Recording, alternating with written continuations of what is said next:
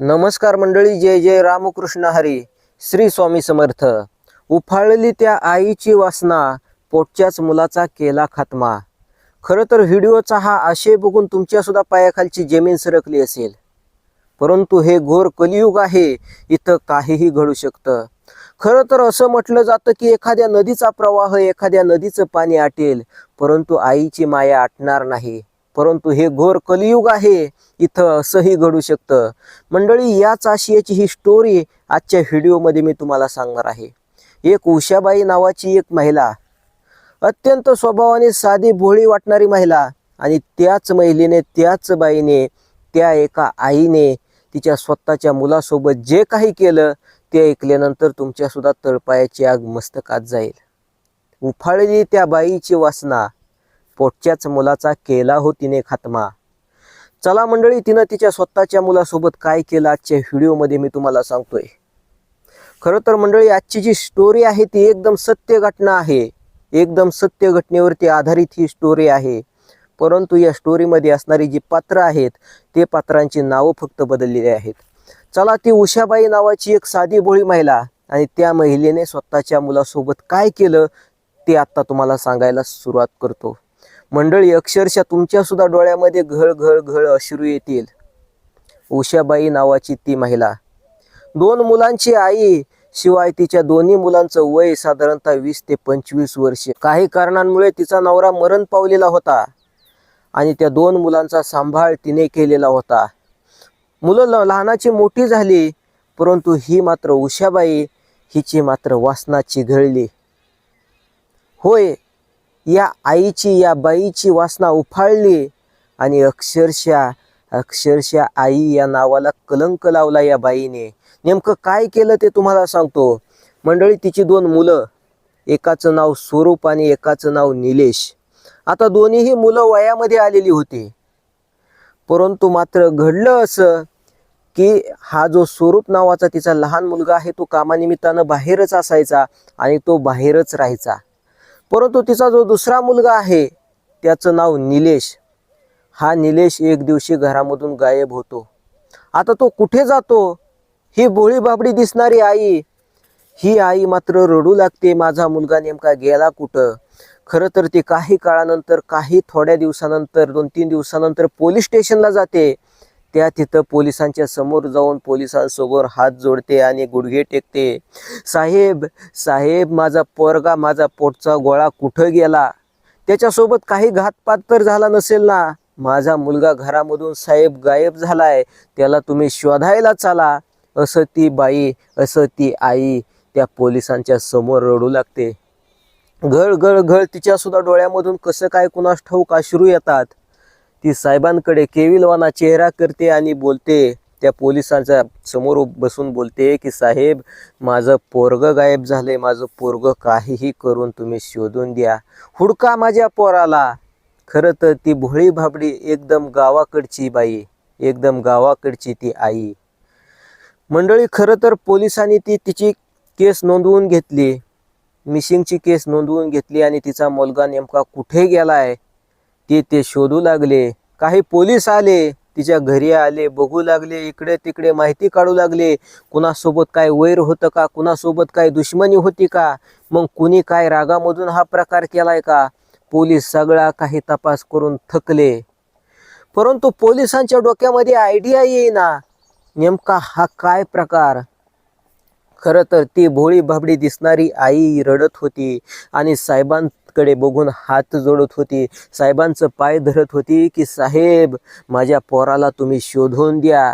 वयामध्ये आलेला माझा पोरगा, कर्तुकीला आलेला, घरदार सांभाळणारा माझा पोरगा, त्या पोराला माझ्या तुम्ही शोधून द्या, तो गायब झालाय. परंतु मंडळी, पोलिसांनी घरामध्ये नजर टाकली आणि अक्षरशः त्या पोलीस साहेबांच्या मनामध्ये शंकेची पाल चुकचुकली. 2-3 दिवस झालं या घरामधला मुलगा गायब झालाय, परंतु या घरामध्ये तर सारवण केलेलं आहे. म्हणजे बघा, तुम्हाला सांगतो की ग्रामीण भागामधलं ते घर होतं आणि एकदम गरीब परिस्थिती होती त्यांची. अगदी साधं घर होतं आणि खालती फरशी नव्हते, कोबा नव्हतं. तर जुन्या पद्धतीनं गाईच्या किंवा म्हशीच्या शेणापासून ते घर सारवलं जायचं. आणि अक्षरशः ते घर सारवलेलं होतं.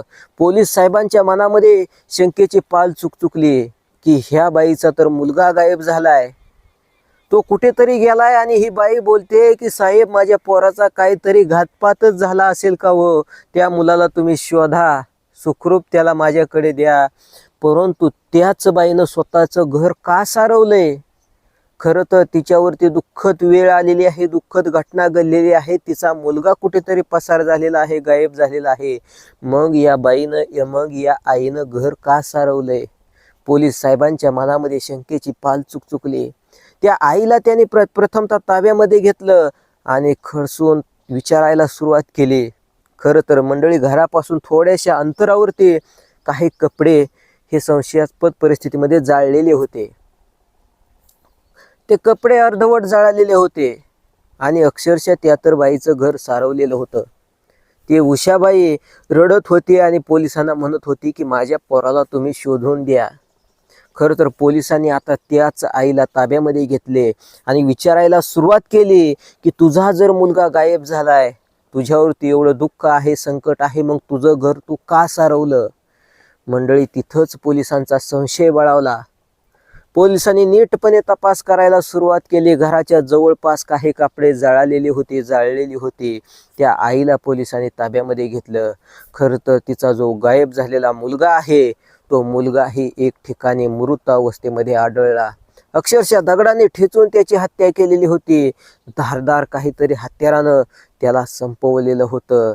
संपूर्ण रक्त अंगावरती साकळलेलं होतं. माश्या बसलेल्या होत्या आणि एका शेतामध्ये एका अडचणीच्या ठिकाणी तो मुलगा सापडला. आता तो मुलगा कसा सापडला आणि त्या मुलाला कोणी संपवलं ते आता तुम्हाला सांगतो. मी सुरुवातीलाच बोललो होतो. खरं तर मंडळी, मागच्या एका व्हिडिओला मी एक असा आशय दिलेला होता की बिघडलेली बाई ही खवळलेल्या समुद्रापेक्षा घातक असते. आणि याच आशयाचा प्रत्यय या सुद्धा स्टोरीमध्ये आला. होय मंडळी, या सुद्धा स्टोरीमध्ये आला. खरं तर समुद्राचं किंवा एखाद्या नदीचं पाणी आटेल, परंतु आईची माया आटणार नाही असं आपण बोलतो. परंतु माऊली, हे घोर कलियुग आहे. इथं आपल्या डोळ्यांना हे सुद्धा बघावं लागेल. याच्या इतकी वाईट गोष्ट कोणतीच नाही. खरं तर ती जी आई आहे, तिचा नवरा काही काळामध्ये मरण पावलेला होता. तिला 2 मुलं होती आणि खरं तर एकदम भोळी बाबडी दिसणारी ती महिला खरं तर शेती करीत होती. कधी शेतामध्ये दुसऱ्याच्या कामाला जायची. तिच्या काही 2-4 शेळ्या होत्या. त्या शेळ्या चारण्यासाठी ती शेतामध्ये जायची. परंतु मंडळी, तिचं वागणं, तिची वासना ही मात्र वाईट होती. त्या मुलांना पटत नव्हती. खरं तर स्वरूप नावाचा एक लहान जो मुलगा होता 20-22 वर्षाचा, तो एक ठिकाणी कामाला लागला. त्याला आईचं हे आपल्या वागणं पटत नसायचं, म्हणून तो तिकडेच राहिला. जिकडं कामाला लागला तिथंच तो राहू लागला. हाताला काम करायचं, कष्ट करायचं आणि सुखानं खायचं. परंतु त्या वाईट आईच्या जवळ आपण जायचं नाही, हे खरं तर त्यानं डोक्यामध्ये ठेवलं.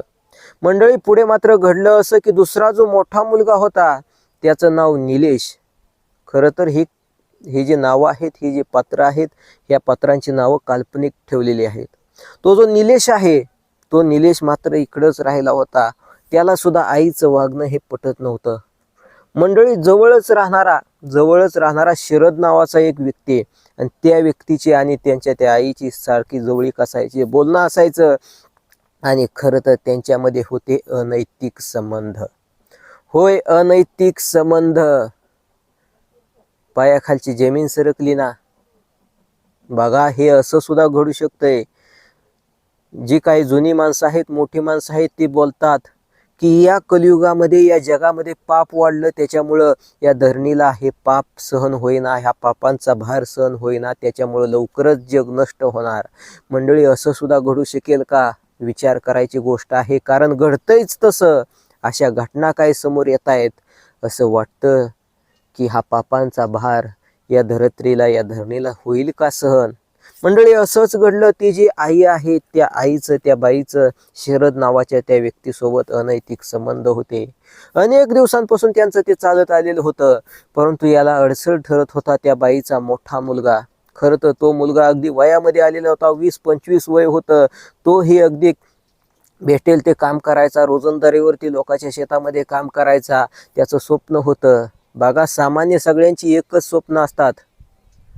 सामान्यपणे त्याही बिचाऱ्या मुलाचं तेच स्वप्न होतं की आता आपलं घर नाही व्यवस्थित, कामधंदा करायचा, कष्ट करायचं, काहीतरी आपल्याला पंचायतमध्ये काय सदस्यांसोबत बोलून, सरपंचासोबत बोलून घरकुल वगैरे मंजूर करून आणायचं, स्वतःचं घर असावं. आणि मग मात्र आता तर मुली भेटणं अवघड झालेलं आहे. काहीही करून स्वतःचं लग्न वगैरे करायचं, एकदम सुखाने जगायचं, हे त्या बिचाऱ्या मुलाचं स्वप्न असावं. परंतु त्या स्वप्नाचा शेवट आणि त्या स्वतःचा त्या मुलाचा सुद्धा शेवट त्याच्या आईनं केला. खरं तर तिच्या अनैतिक संबंधाला तो मुलगा अडथळा ठरत होता आणि त्याच्यामुळं तिचा जो शेजारी राहणारा प्रियकर शरद आहे यांना भेटता येत नव्हतं. परंतु रानामाळामध्ये ती जी बाई आहे, उषाबाई नावाची ती बाई रानामाळामध्ये जायची, शेळ्या घेऊन जायची आणि त्याच्यासोबत तो शरद नावाचा व्यक्ती जायचा. शेतामध्ये त्यांचं भेटीगाठी व्हायच्या. खरं तर त्या शरदला त्या उषाबाईनं ठरवलं की आपली जी इस्टेट आहे, थोडीफार जमीन होती, ती जमीन त्या शरदलाच द्यायची. आता तिचा स्वतःचा देह, सगळं समर्पण तिनं त्या शरदला केलेलं होतं. बघा बाई किती वाईट असते, हीच ती बाई किती वाईट आहे की जे काही इस्टेट आहे, पैसा अडका, ते सगळं त्याला द्यायचं आणि त्याच्याच समवेत आपण कायम राहायचं, हे तिने डोक्यामध्ये ठेवलं. परंतु तिला अडसर ठरत होता तिचा स्वतःचाच मुलगा. आता त्या मुलाचं नेमकं काय करायचं, ती शरद सोबत बोलू लागली. रानामाळामध्ये ते बोलत असायचे त्यावेळी त्याने ठरवलं की त्या उषाबाईचा तो मुलगा आहे मोठा, त्या मुलाचा शेवट करायचा, त्याला मारायचं. इतक्या वाईट पद्धतीने आणि अशा पद्धतीने मारलं, अक्षरशः मंडळी डोळ्यामधून गळ गळ गळ अश्रू येतील. तो जो शरद आहे, तो शरद, तिचा प्रियकर आणि ती आई उषाबाई, त्या दोघांनी ठरवलं की आता मुलाला संपवायचं. खरं तर मुलगा अगदी तरुणाबांड वयामध्ये आलेला. तो शरद बोलला की हा मला एकट्याला आवरेल का, ऐकेल का? तेव्हा ती उषाबाई म्हणली, मी आहे, काहीतरी करूया आपण. संध्याकाळी तो झोपलेल्या ठिकाणी असतानाच त्याच्या डोक्यामध्ये दगड टाकू, धारदार हत्यारानं त्याला तोडू, जागेला संपवू. मंडळी त्यांनी केलं तसंच. रात्रीच्या त्या ठिकाणी तो शरद आला. जवळपास जास्त काही वस्त्या नव्हत्या. त्या ठिकाणी तो जो मुलगा आहे निलेश नावाचा, तो झोपलेला होता. खालती असा जमिनीवरती झोपलेला होता आणि त्या आईनं आणि त्या आईच्या प्रियकरानं, त्या दोघांनी मिळून त्याला धारदार हत्यारानं मारायला सुरुवात केली, डोक्यामध्ये दगडानं ठेचायला सुरुवात केली आणि त्याच ठिकाणी त्याला संपवलं. मंडळी, घडलं असं त्यांनी काय केलं अक्षरशः तुमच्या सुद्धा तळपायाची आग मस्तकामध्ये जाईल की त्या आईनं त्या पोटच्या लेकराला मारल्यानंतर अक्षरशः एक काठी आणली, 8 ते 10 फुटाची काठी आणली. त्या काठीला अशी झोळी बांधली. त्या झोळीमध्ये हा मरण पावलेला मुलगा ओढला, त्या झोळीमध्ये याला टाकलं आणि त्या आईनं पाठीमागे त्या काठीला खांदा दिला, एखाद्या मैताला खांदा दिल्यासारखं खांदा दिला. आणि पुढे मात्र तो जो शरद आहे, तो त्या आईचा प्रियकर, त्यानं खांदा दिला आणि शेतामध्ये कधी कुणाला सापडणार नाही अशा पद्धतीने तो मृतदेह टाकला. त्याचे जे कपडे वगैरे असतील तर ते कपडे आणले आणि एक ठिकाणी ते कपडे सुद्धा पेटवून दिले. अक्षरशः मंडळी, घरामध्ये त्या मुलाला मारल्यानंतर तो तडफडत असताना त्याचं रक्त खाली सांडत होतं आणि त्या घरामध्ये सारवलेल्या त्या घरामध्ये रक्त सांडलेलं होतं. परंतु मंडळी, ती जी आई आहे, त्या स्वतःच्या आईनं त्या ठिकाणी मंडळी ते सांडलेलं रक्त वगैरे तो पुरावा नष्ट करण्यासाठी गाईचं किंवा म्हशीचं जे शेण असतं, ते शेण एका घमेल्यामध्ये घेतलं, एका बादलीमध्ये, एका बकेटमध्ये घेतलं, पाणी ओतलं आणि त्यानं ते घर परत सारवून त्या आईनं काढलं. ते रक्ताचे पडलेले डाग तिने सारवले आणि अक्षरशः मंडळी, हा भयावह प्रकार, खरं तर याला आपण भयावह आणि संताप वाढवणारा प्रकार असं बोलूयात की त्या आईनं असं काही केलं. खरं तर त्या आईची, त्या बाईची उफाळलेली वासना आणि त्याच वासनेने तिनं स्वतःच्या पोटच्या मुलाचा केलेला खात्मा, अक्षरशः अंगावरती काटा उभा करणारा सगळा काही थरार आहे. खरं तर ही स्टोरी मांडत असताना शब्दच फुटत नाहीयेत. खरं तर या स्टोरीमध्ये त्या आईच्या, त्या बाईच्या अंतरात्म्यामध्ये असणारी वासना इतकी उफाळली की त्या वासनेपुढे तिचं मातृत्व हारलं.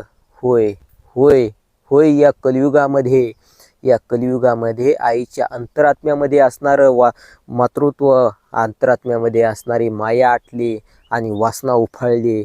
इथंच जिंकली ती वासना आणि हारलं हो त्या माईच्या त्या आईच्या अंतरात्म्यातलं मातृत्व, तिच्या अंतरात्म्यातली माया शब्द फुटत नाहीत. पाय माझे थर थर थर कापतायत. ही स्टोरी सांगत असताना डोळ्यामध्ये सुद्धा अश्रू येऊ लागलेत. माऊली, हे घडतंय काय? आणि हे असे प्रकार सध्या आपल्या सुद्धा भागामध्ये, आपल्या सुद्धा सगळ्या परिसरामध्ये बघायला भेटत आहेत. कुठं चाललंय हे कलियुग? तर ही स्टोरी जी आहे ती स्टोरी एकदम सत्य स्टोरी आहे आणि ती या व्हिडिओच्या माध्यमातून तुमच्यापर्यंत पोहोचवायचा प्रयत्न केला. तर आता तुमचा सगळ्यांचा मी निरोप घेणार आहे आणि परत एखाद्या नवीन व्हिडिओसोबत परत आपण भेटणार आहोत. धन्यवाद. जय जय रामकृष्ण हरी. पांडुरंग हरी. श्री स्वामी समर्थ.